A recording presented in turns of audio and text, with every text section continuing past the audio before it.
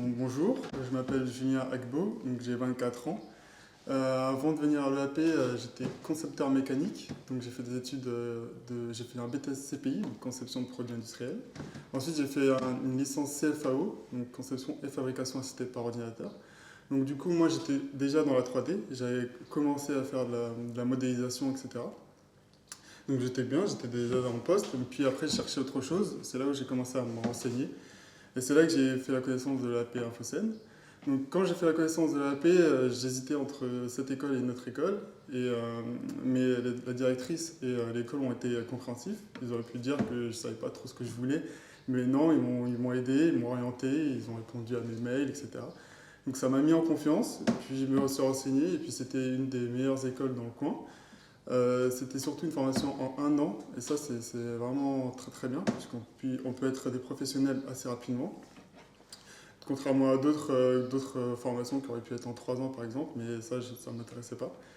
Je cherchais aussi autre chose, puisque moi je touchais beaucoup à la modélisation, mais je ne faisais pas plus que ça. Donc c'était très mécanique, industriel, donc c'était pour de l'automobile du ferroviaire. Mais je ne faisais pas de rendu, je ne faisais pas de lumière, je ne faisais pas de texture, je faisais juste, on me donnait un plan, je faisais la pièce et puis voilà, quoi. Donc moi je cherchais plus et puis le AP a pu me l'apporter. Donc on a commencé la formation, il faut savoir qu'elle est très rapide, donc il faut s'accrocher, il faut prendre des notes surtout. C'est très important parce qu'on oublie assez rapidement, surtout avec 3ds Max. Il y a beaucoup de raccourcis et donc il faut bien noter, bien assimiler. Donc si je peux vous donner un conseil, c'est de commencer à vous informer sur la 3D, donc comment ça fonctionne, les mécaniques, etc. Vous pouvez regarder des vidéos. Si vous hésitez, vous pouvez passer à l'EAP, c'est ouvert et la directrice pourra répondre à vos questions, vous montrer d'anciens projets, ça c'est très important. Moi, quand je suis arrivé dans la salle, c'est ce qui m'a marqué. J'ai pu voir énormément de photos et ça m'a rassuré. Je me suis dit, ah ouais, c'est ça que je veux faire. Franchement, ça m'a plu. Donc, pour ce qui est des professeurs, donc il y a 3 professeurs, il faut savoir qu'ils sont disponibles. Donc nous, on avait une petite classe, on avait une classe de 7 personnes. Et franchement, c'est le top, puisque comme ça, même pour les timides, on peut poser des questions, on peut s'affirmer, et les profs peuvent plus nous répondre à nos questions. Donc ça, c'est quelque chose qui est important, parce que moi, de base, je ne voulais pas une classe énorme, parce que je sais que j'allais me renfermer un petit peu, mais là, j'ai pu m'ouvrir et bien travailler. Il faut savoir que les profs sont très complémentaires, chacun est fort dans son domaine. Donc moi, je sais qu'avant de venir à l'EAP, je connaissais que la modélisation, et maintenant, je sais que je peux faire beaucoup de choses. Et ça, c'est parfait. Je sais que je suis très curieux, donc je vais continuer à apprendre et j'attends que ça. Alors, il faut savoir que l'EAP fournit des stages, donc ils ont une grande liste de stages. Il faut s'intéresser là-dessus. Moi, je sais qu'avant même que la formation commence, j'avais commencé à regarder tous les stages, l'emplacement, ma disponibilité et ce qui m'intéressait chez eux. Quand l'heure est venue de contacter les entreprises, je sais que j'avais déjà ma liste de prêts, je les ai appelés. Et ça, c'est vraiment facile. Enfin, moi, je sais que j'avais du mal à appeler les entreprises et je sais qu'avoir déjà une liste de prêts, c'est déjà important, c'est mieux. En plus, là, on est en période de Covid, donc c'est encore plus difficile. Mais les entreprises sont dispo, ils connaissent l'école, ça c'est important. Quand on dit qu'on vient de l'EAP, ils disent qu'ils ont souvent entendu parler de nous ou qu'ils ont eu des anciens élèves. Donc c'est le cas pour moi. Moi, j'ai fait mon stage au studio Percevoir, donc je travaille encore chez eux. Il faut savoir que y a mon chef, entre guillemets, c'est un ancien professeur de l'EAP. Je travaille aussi avec un ancien élève de l'EAP actuellement, et j'avais un ancien prof qui est parti cette année, mais qui était de l'EAP, c'est un autre professeur d'ailleurs.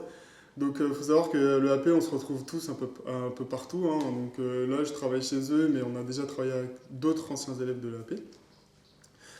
À peu près toute notre classe a trouvé un stage, donc ça c'est très important. Après, moi je sais que j'avais trouvé un peu à la dernière minute, mais c'est normal, hein, c'est comme ça. Je sais que j'ai eu quand même pas mal de réponses, donc ça c'est cool. Et puis même pendant le stage, on reçoit quand même des propositions.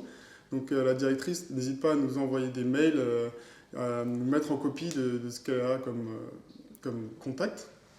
Je sais que nous, on était en stage, on a dû recevoir, je crois, 3 propositions pour les stages ou même plus d'ailleurs. Donc ça, c'est quelque chose qui est très bien. Moi, après le stage, j'ai pu continuer avec le studio Percevoir, donc je suis très content.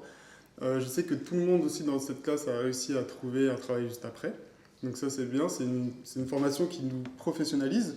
Donc dès qu'on sort de l'AP, on est prêt à travailler. Ça, c'est très important aussi. Donc c'est une formation courte, mais qui nous permet de travailler tout de suite après. Donc il faut continuer à apprendre. On ne connaît pas tout en sortant de l'école. On a vu pratiquement tout ce qu'il fallait savoir et maintenant il faut approfondir en fonction des stages. Donc il faut bien chercher son stage là où ça nous intéresse. Je sais qu'il y en a qui voulaient plus faire de l'archi d'intérieur, il y en a qui voulaient faire plus des pers globales et il y en a qui voulaient travailler en CDI dans des cabinets d'architecture. Donc tout le monde a trouvé chaussure à son pied, si je puis dire. Et tout le monde est content pour le moment, donc ça se passe bien. Moi, je sais que je serai au studio pendant encore quelques années, donc même si vous commencez l'AP et que vous proposez votre candidature, je sais que je pourrai la voir et qu'on pourra peut-être travailler ensemble plus tard. Donc ça, c'est très bien. Pour les projets, choisissez bien votre projet. N'allez pas trop loin dans vos attentes. Franchement, moi, j'ai trouvé un projet qui me tenait à cœur. J'y suis allé du A à Z. Et puis, si vous hésitez avec cette formation, n'hésitez pas à venir. Franchement, la directrice est là, elle va vous répondre à vos questions, elle va vous orienter. Moi, je sais que je n'avais pas un book exceptionnel quand je suis arrivé à l'entretien. J'ai juste parlé de ce que je savais faire. J'ai montré quelques pièces que j'avais commencé à faire tout seul, parce que j'adore apprendre, j'avais appris beaucoup tout seul. Et ça suffit. Donc n'ayez pas peur, ne vous dites pas je connais rien à l'architecture, je ne sais pas si je vais pouvoir m'adapter. Moi, en venant, franchement, je ne savais rien dans l'architecture aussi, je savais juste faire de la modélisation, je connaissais juste les outils 3D, c'est tout. Et j'ai pu m'adapter et je suis très très bien. J'ai fait une superbe année. On était tous très contents. Donc n'hésitez pas, franchement, même si vous avez peur, venez, vous allez voir, vous allez adorer.